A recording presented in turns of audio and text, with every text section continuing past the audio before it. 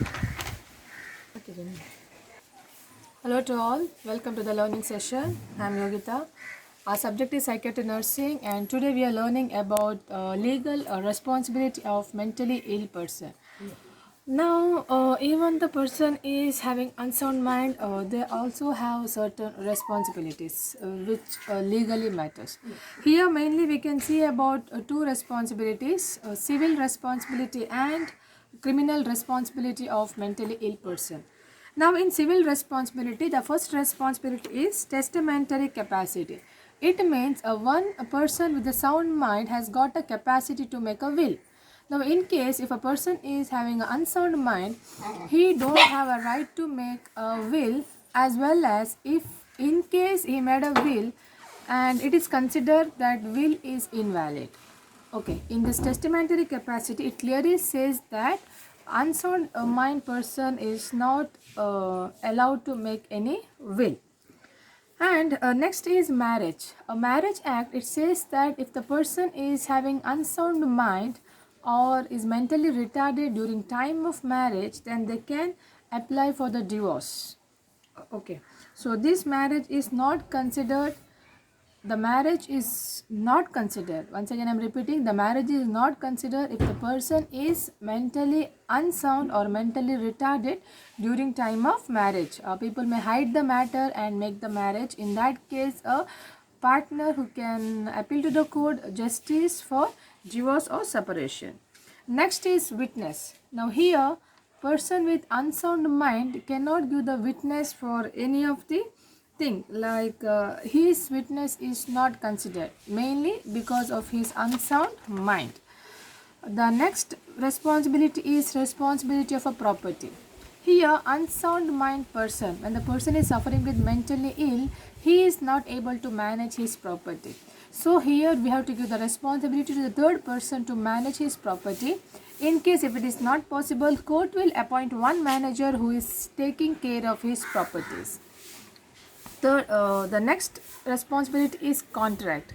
In contract, a person with unsound mind is not allowed to make any contract. Even he is not supposed to make any business contract. He is mainly not able to do it mainly because of his unsound mind. The next responsibility is adoption. Adoption means adopting a child. Now, here like all are free to adopt a child based on certain circumstantialities. Now here when the person is having unsound mind, they don't have a responsibility, they don't have a right to adopt a child.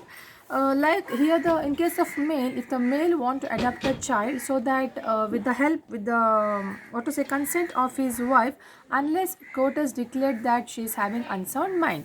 Even a woman, a female who is unmarried, is able to adopt a child, or as a married person who is able to adopt a child if they are not minor, but the court has to declare that the person is with the unsound mind.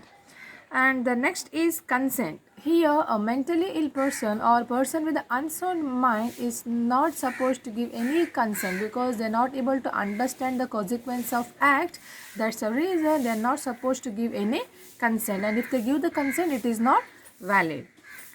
And the last civil right is election or vote. If the person with the unsound mind is not able to contest in any kind of election, as well as he is not eligible to give his vote, he cannot vote for anyone due to his unsound mind. So this is what we seen today regarding the civil responsibility of mentally ill person.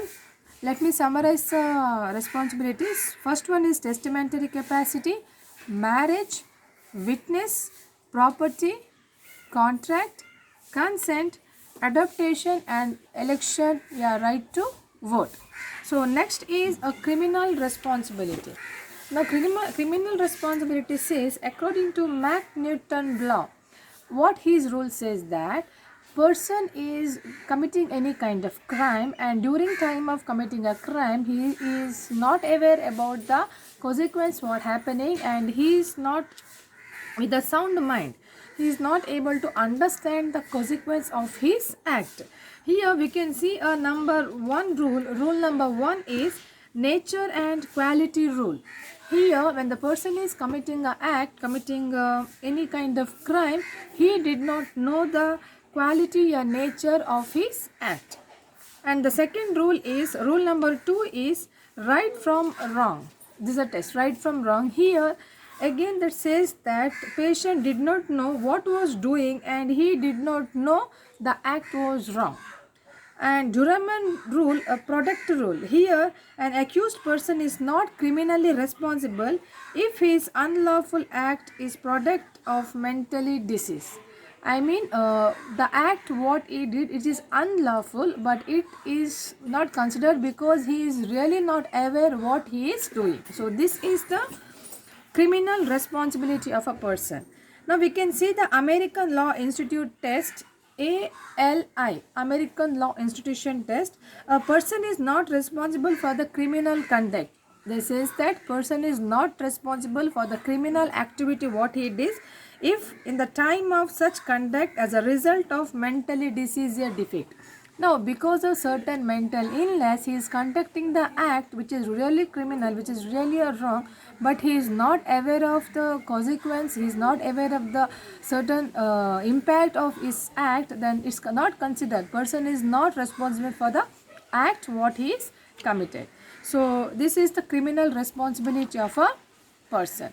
So today we are seeing the responsibility of mentally ill person. One is civil responsibility as well as the criminal responsibility of mentally ill person. So definitely we will come up with the next video where we are learning some more new concept in psychiatric nursing. I request you to watch the video and leave a comments, or you can give your review, which will really help us. And definitely we can I'll catch you in some more topics so that will be a easy learning for you all. Thank you.